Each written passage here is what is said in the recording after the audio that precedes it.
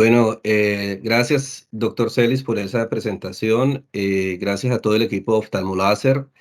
Como ha mencionado el doctor, yo estoy vinculado a Oftalmoláser principalmente en la sede de Florencia, en donde estoy muy contento ayudando allá pues al gran equipo que existe. Algunos de ustedes no los conozco personalmente, pero estaré encantado de conocerlos. Y como se ha mencionado, entonces vamos a hablar un poco acerca de eh, glaucoma y es una charla muy general. Antes de continuar, quiero confirmar si me escuchan bien. Sí, señor, perfecto. Bueno, entonces, ¿qué es el glaucoma? Esa es la principal pregunta que vamos a ver hoy y la respuesta es muy sencilla. Es una neuropatía óptica que puede llevar a la ceguera. Una respuesta más o menos simple, pero importante saber que vamos a mirar eso. Entonces, esa es como la definición técnica, pero para que nos quede un poco más claro, este es un esquema del ojo y el problema de el glaucoma va a estar relacionado esencialmente en el nervio óptico, que yo generalmente le digo a los pacientes es el cable que lleva la información visual hacia el cerebro, porque al final uno ve con el cerebro, el ojo es un órgano que ayuda a procesar toda esta información visual. Entonces, en esta parte es donde nosotros vamos a tener el compromiso glaucomatoso.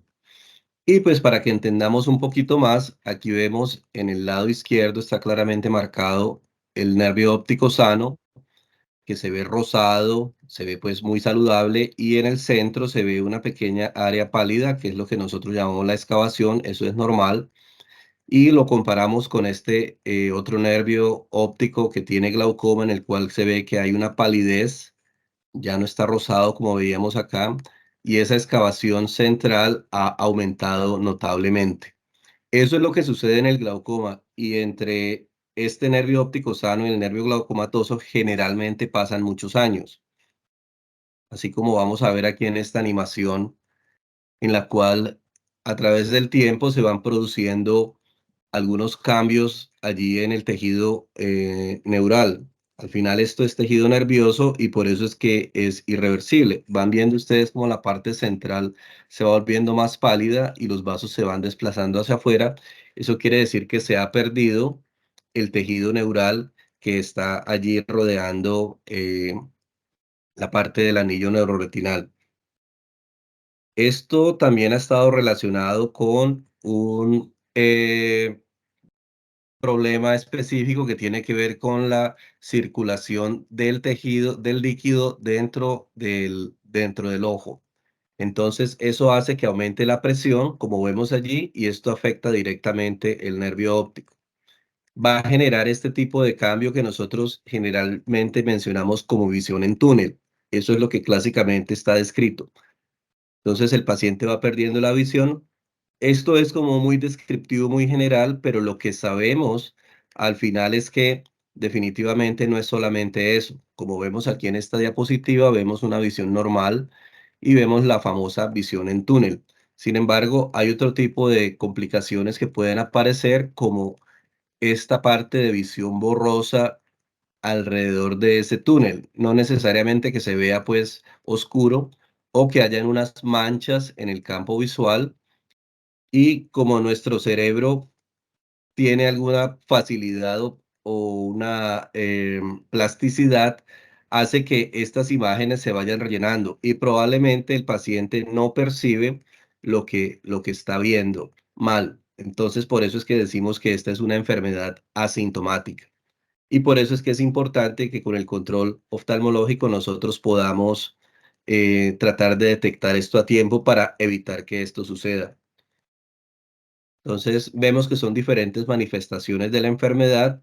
A veces son muy sutiles, a veces son muy evidentes. Desafortunadamente, cuando son muy evidentes y el paciente consulta es porque el problema está muy avanzado. Entonces, como les digo, el cerebro tiene esa capacidad de rellenar estos espacios que nosotros vemos allí y el paciente probablemente no siente que su visión no está bien. Entonces, este realmente es un problema serio. Se estima que para el 2020 habrían aproximadamente 80 millones de personas con glaucoma en el mundo y esto va a ir hasta casi 120 millones de personas para el año 2040. Para Colombia no tenemos unos datos precisos, dado a la falta de estudios, pero se estima que pueden haber entre 800.000 a 1.000.000 de personas en total. Esto es un número importante de pacientes con glaucoma que van a generar bastante carga en los servicios de salud. Entonces, por eso es importante todas estas consultas y todas estas visitas de glaucoma que hacemos. Y entonces, ¿cómo se diagnostica?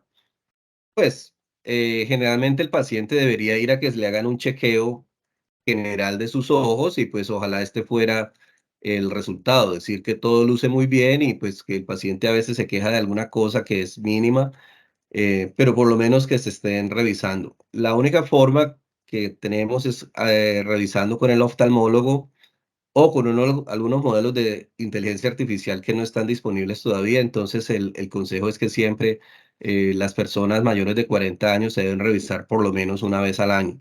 No necesariamente tiene que ser un glaucomatólogo el que vea a las personas, pero pueden ser ayudados por otras áreas de la oftalmología, inclusive por optometría. Entonces, esto siempre lo menciono porque nuestro ejercicio médico requiere varias actividades. Obviamente hay que hablar de la historia clínica, saber si el paciente tiene factores de riesgo, tiene algún tipo de situación que pueda favorecer la aparición de glaucoma, como el antecedente familiar. Si algún familiar en primero o segundo grado tiene glaucoma, hay que estar un poco más encima de este caso, o el uso de esteroides, por ejemplo, unos medicamentos se llaman prednisolona o dexametasona, sea de forma tópica en el ojo o de forma sistémica, pueden dar glaucoma, antecedentes de traumas, de cirugías. Hay que mirar la agudeza visual, por supuesto, la presión intraocular, que ya vamos a hablar un poquito más. Hay que mirar el ángulo, hay que mirar el disco óptico, que es el mismo nervio que les mencioné previamente. Y hay unas cosas un poco más detalladas como las fibras nerviosas y los campos visuales con el OCT. Entonces, si tenemos todos estos elementos, podemos tener varios escenarios, ¿no? Pues un paciente aquí, como vemos arriba, que tiene un nervio óptico muy normal y un campo visual normal, o puede haber un glaucoma. Ven esta mancha que se ve aquí en la parte de abajo. Esa mancha es un compromiso del campo visual en un glaucoma leve, moderado o un glaucoma muy avanzado, como vemos aquí. Entonces, ahorita vamos a hablar un poquito más de estos campos visuales. Por lo pronto mencionamos la presión intraocular. Es importantísimo que todos los pacientes se les tome la presión intraocular. Generalmente lo hacemos con este método que está adaptado en la lámpara, que se llama eh, tonometría de Goldman, pero puede ser también pues con los neumotonómetros o con otros métodos como el, el se me va en este momentico el nombre del que es por aplanamiento, pero también puede ser tonómetro de shots, diferentes métodos, pero de forma estándar hay que saber que la presión siempre, siempre se debe tomar en los pacientes con glaucoma.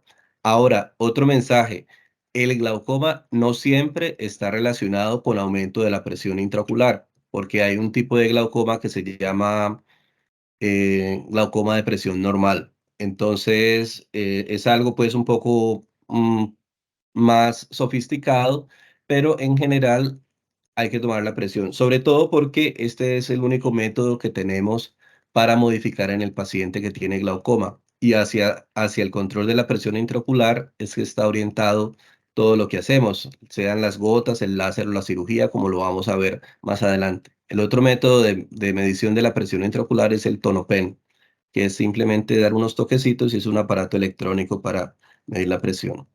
También insisto mucho, y para mis colegas que están aquí en esta charla, que probablemente han tenido la oportunidad de ver, no pasar por alto la gonioscopía. La gonioscopía la hacemos generalmente con ese lente especial de 4 espejos. A veces se usa el de Goldman, pero nosotros en glaucoma preferimos el de 4 espejos por este tipo de hallazgos. Esto es el ángulo para los que están, esto es dentro del ojo donde se junta eh,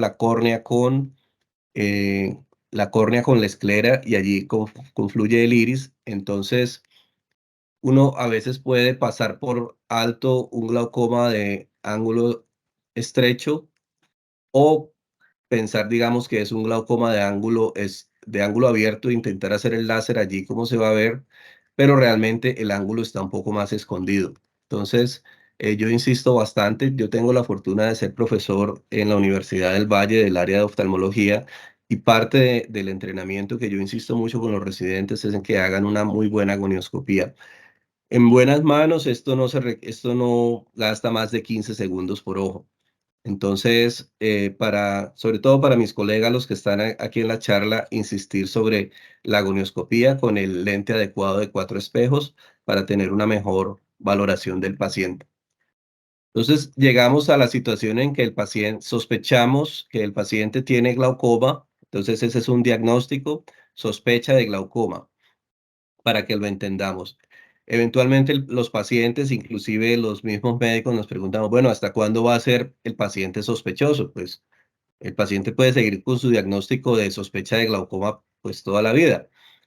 ¿Por qué puede ser sospechoso? Porque tiene la presión del ojo elevada o porque las excavaciones, como les mostré previamente, están aumentadas, pero probablemente no hay ningún daño anatómico o daño funcional, como les voy a mencionar ahora, ¿sí? O porque tiene, digamos, un componente genético importante, padre, madre, hermanos con glaucoma, entonces puede ser sospechoso de glaucoma. Ese diagnóstico existe y yo siempre digo que es un diagnóstico que debemos tener para tener ese paciente, pues, bien controlado, especialmente en términos de seguimiento. Sobre todo ahorita que tengo la oportunidad de trabajar en Florencia, hay personas que viven en sitios muy lejanos de centros oftalmológicos, entonces es importante que ellos sepan que deben estar siendo valorados con alguna frecuencia, por lo menos una vez al año.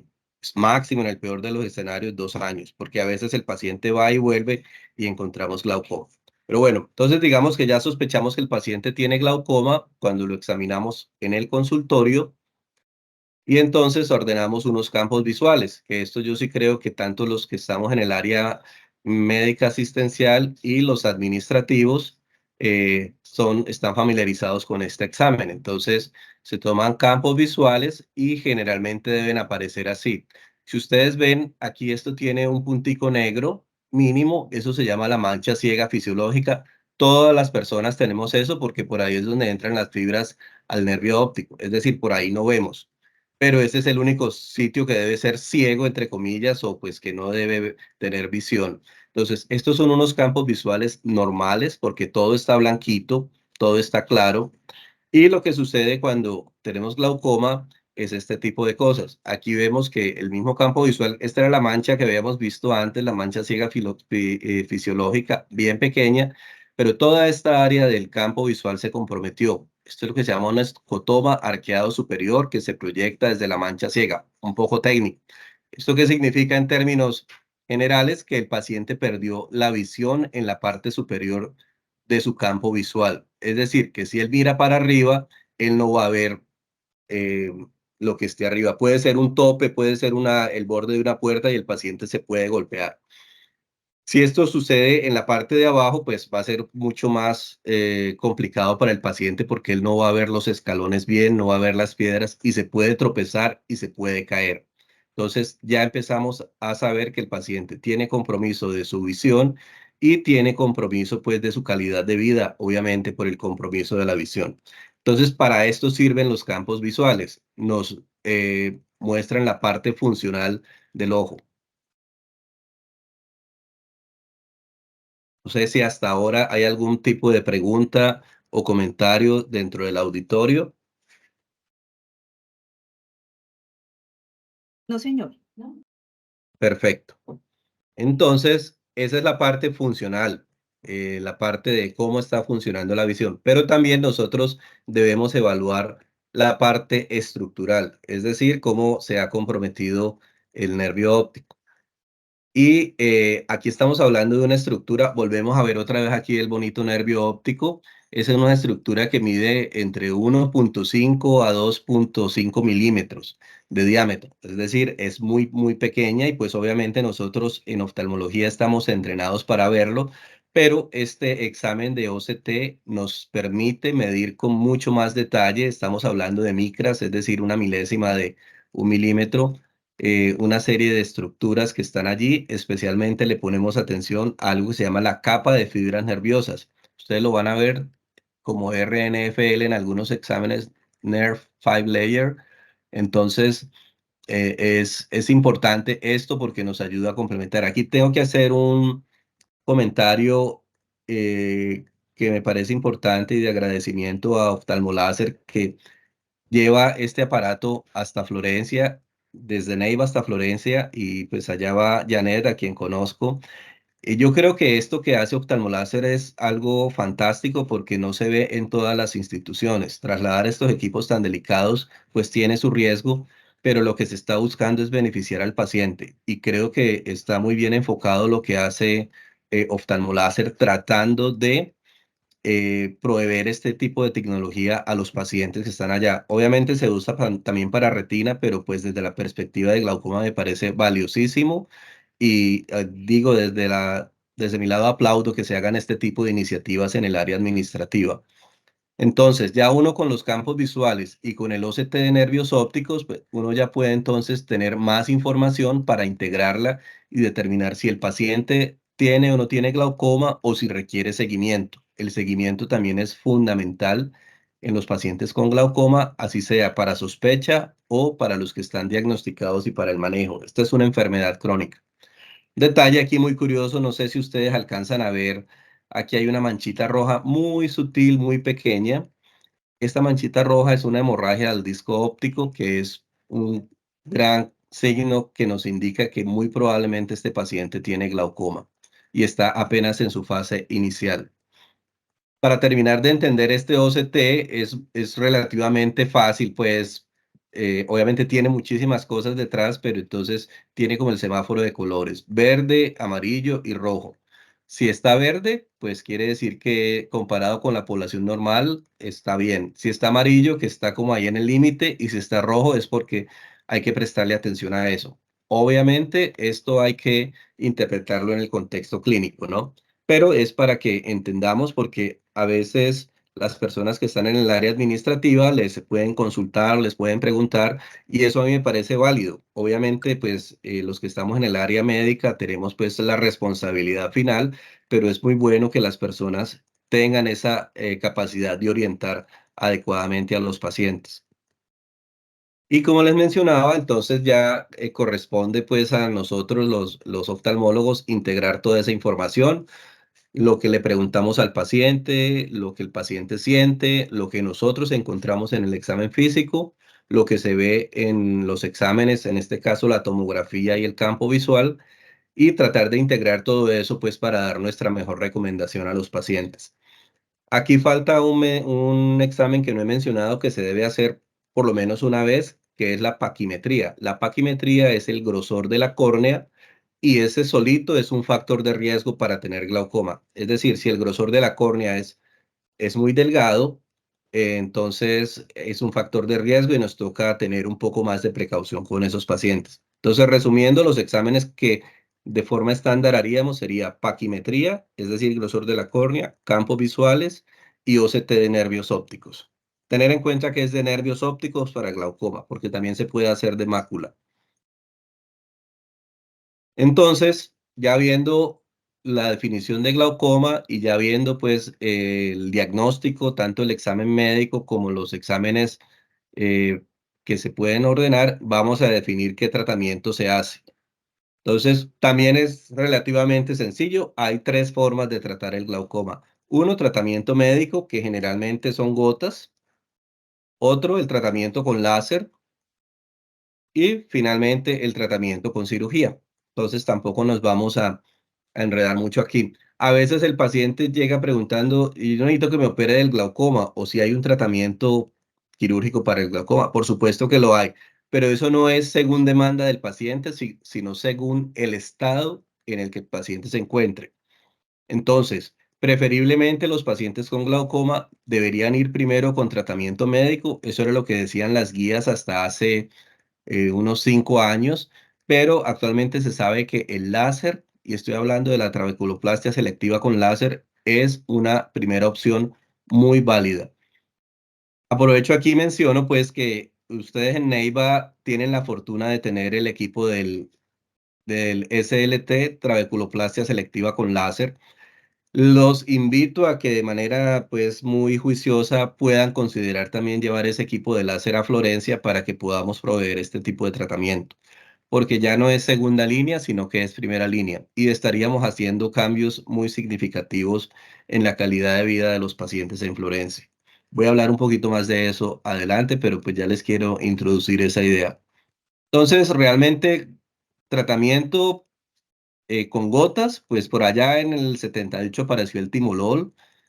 Luego hubo un gran desarrollo de medicamentos que manejamos, dorzolamida, brimonidina, latanoprost, y luego empezaron a aparecer combinaciones fijas y nuevos medicamentos.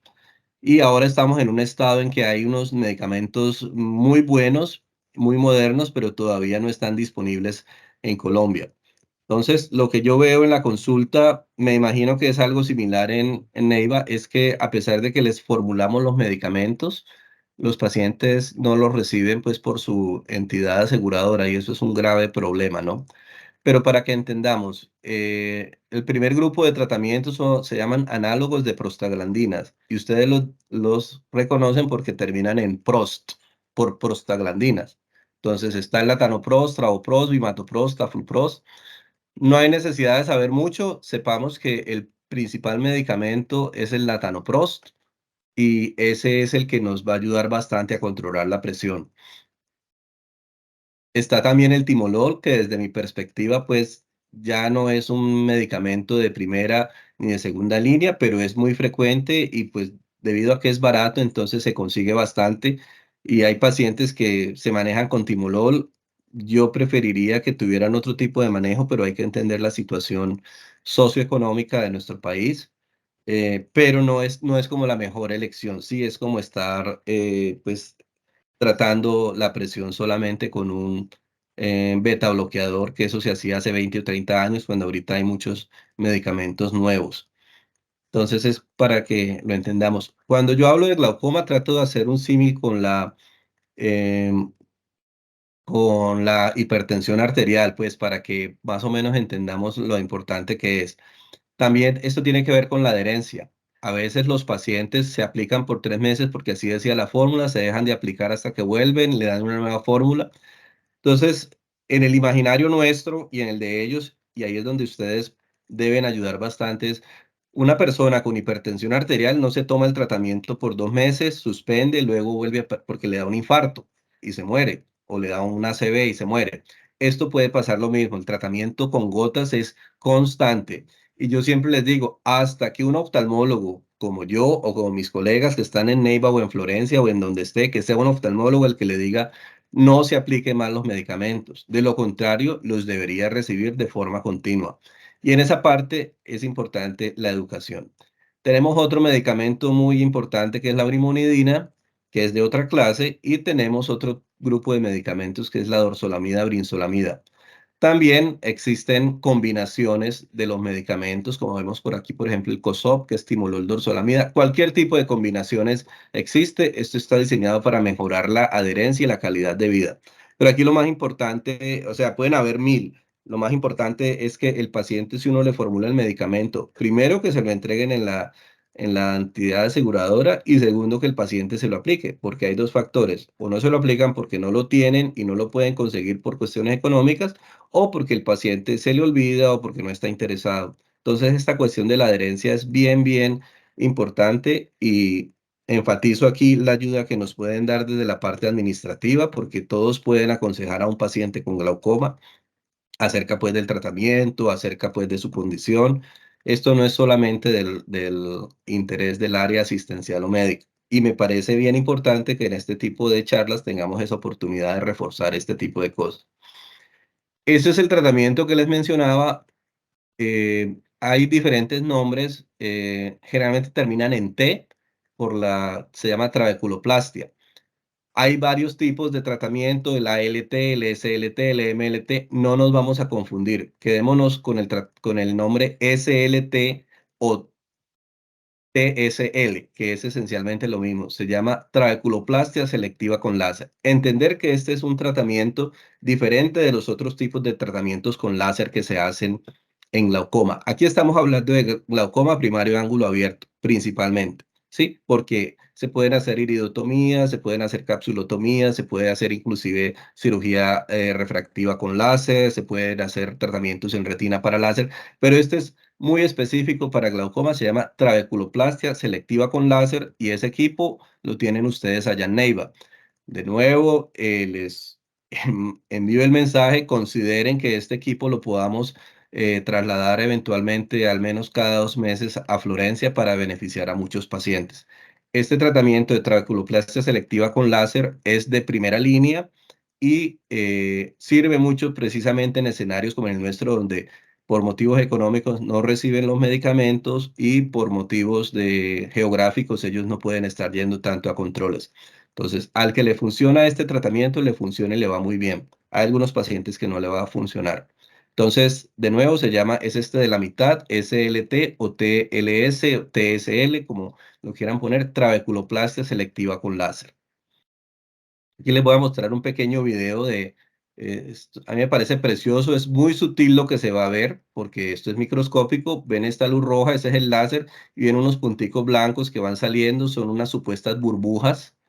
Ese es el tratamiento que se está haciendo y con ese tratamiento podemos estar previniendo ceguera a un costo razonable y sin comprometer la calidad de vida de los pacientes, ¿sí? Yo creo que si está el doctor Quintero allí en el auditorio, pues él es un experto haciendo este tratamiento y nos damos cuenta pues de lo beneficioso que puede ser. Entonces, de nuevo, les dejo el mensaje sobre la mesa de considerar llevar este examen, este equipo de tratamiento para Florencia para que se puedan beneficiar muchos pacientes. Y por último, voy a hablar de cirugía en glaucoma. Creo que vamos bien de tiempo. Sí, yo creo que no. Entonces, también había un concepto. Antes se pensaba que el glaucoma era una enfermedad no quirúrgica, al que le daba goticas y si ya no funcionó. Les traje esta diapositiva para que veamos todo el menú grande de cirugías que hay actualmente. Lo que pasa es que estas del lado izquierdo se llaman MIX, son nuevas, son un poco costosas, eh, se están disponibles en Colombia, pero sin embargo seguimos haciendo énfasis en la trabeculectomía, que es la cirugía que más hacemos para glaucoma, y la de implantes de diferentes tipos. En Colombia tenemos disponible la válvula MET. Entonces, les voy a mostrar pues, brevemente un video para que, sobre todo las personas que no están en el área clínica, entiendan lo que hacemos. Esta es una cirugía estándar de trabeculectomía.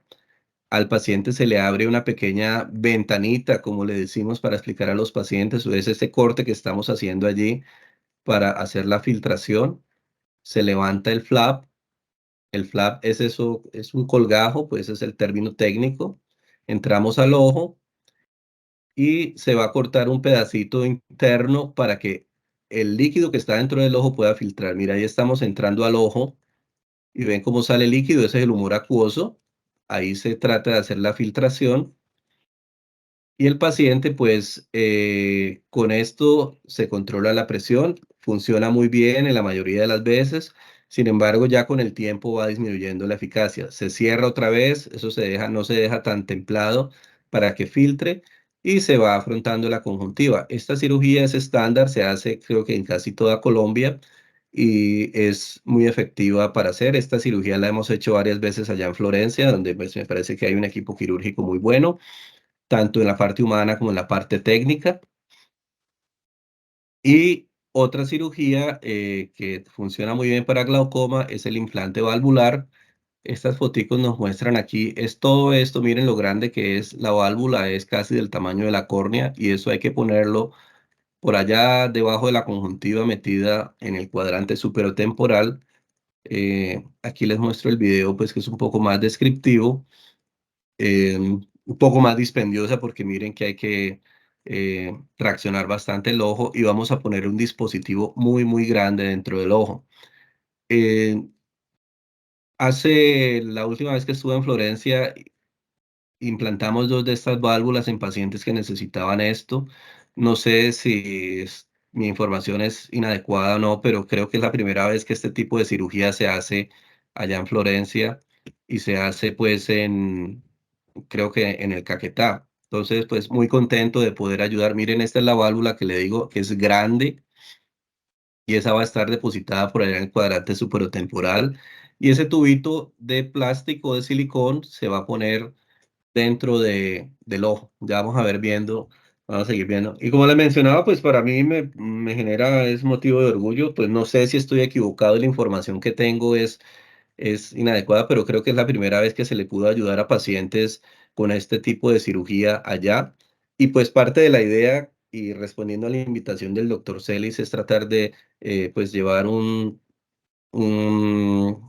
nivel de servicio en glaucoma pues que esté de acuerdo al estándar y al tratamiento pues internacional.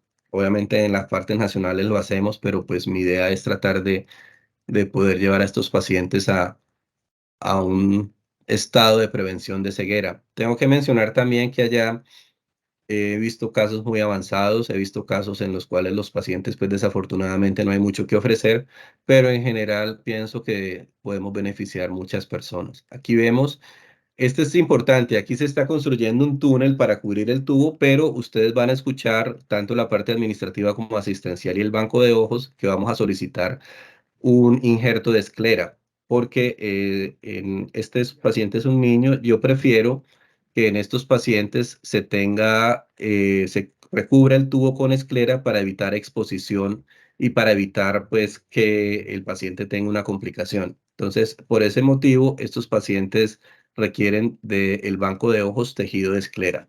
Entonces, ahí también hemos interactuado con él.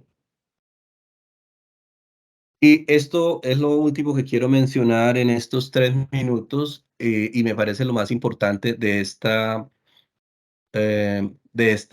charla, ya que hay médicos, pues hay enfermeras, auxiliares de enfermería, pero también parte del personal administrativo. Y esto sí es un compromiso que debemos tener todos los que estamos en las instituciones de salud, no solamente con glaucoma, pero aquí voy a referirme pues a eso, obviamente. A veces la persona que recibe al paciente en la caja, el que le entrega la historia, las personas que están pues en la orientación, pueden tener oportunidades para educar al paciente y esto realmente va a tener un beneficio. Primero hay que informar al paciente sobre la naturaleza crónica del glaucoma y la importancia de la atención continua, como ya lo había mencionado.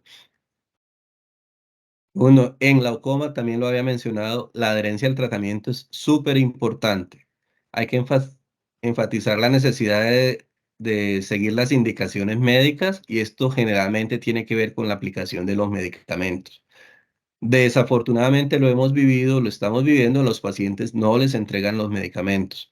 Ahí pues sí se genera una cuestión social. Que nos toca a nosotros pues también ser cosolidarios o corresponsables pues con los pacientes porque nosotros entregamos la fórmula, pero pues también tenemos que ayudar con los mecanismos para que ellos reciban los medicamentos. Ahora, no solamente es que reciban, porque a veces reciben los frascos, pero el paciente no se los aplica. Eso también se ve pues en los mejores escenarios. Entonces hay que tener eh, mucha tacto y mucha sutileza para saber si el paciente es adherente o no, y también pues para gestionar las mejores recursos para que ellos se apliquen las gotas. También pues el paciente debe tener conciencia de su enfermedad y pues saber que debe asistir a los controles de forma periódica y pues obviamente, como siempre lo mencionamos, mantener el estilo de vida saludable. Yo le digo a los pacientes que siempre es mejor tener un ojo sano, perdón, no, o un ojo sano o enfermo en un cuerpo sano, porque si necesitamos cirugías o alguna cosa, pues vamos a tratar de ayudar mejor. Aquí, digamos, recomendaciones dietéticas probablemente no aplican pues para disminuir el impacto del glaucoma.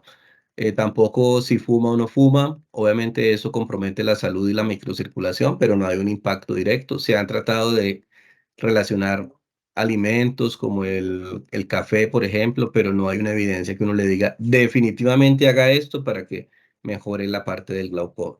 Entonces, ese es todo un campo, hablar sobre educación del paciente en glaucoma, pues aquí traté de sintetizarlo.